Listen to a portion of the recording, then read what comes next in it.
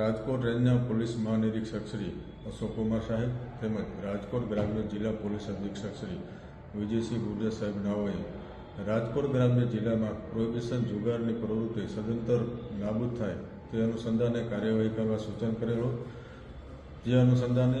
રાજકોટ ગ્રામ્ય LCB Jasdan division વિસ્તારમાં વિછા police સ્ટેશનની હદમાં પેટ્રોલિંગમાં હતી. તે દરમિયાન માહિતી મળી કે જીતેશભાઈ સોલંકી નામનો વ્યક્તિ અમરાપુર ગામે રણજીતભાઈ વાછાણીની વાડીમાં ગેરકાયદેસર રીતે પોતાના આર્થિક ફાયદા સારું વિદેશી દારૂનું ફ્લેવર અને સ્પિરિટને મિક્સ કરી અને મોંઘા ભાવની વિદેશી દારૂની બોટલોમાં દારૂ ભરી અને વિદેશી દારૂના બ્રાન્ડ લેબલ લગાડી અને વેચાણ કરે છે. જે અનુસંધાને સદરુ જગ્યાએ રેડ કરતા જીતેશભાઈ સોલંકી અને તેની સાથે 3 મજૂરો મળી આવેલા અને ત્યાંથી કુલ આવી વિદેશી દારૂની બોટલો 218, કુલ કિંમત 68,016 રૂપિયા તથા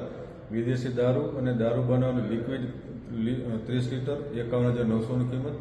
મળી આવેલ છે. તેમજ અન્ય સામગ્રી સાથે કુલ મુદ્દામાલ 1,28,396નો કબજે કરવામાં આવેલ છે.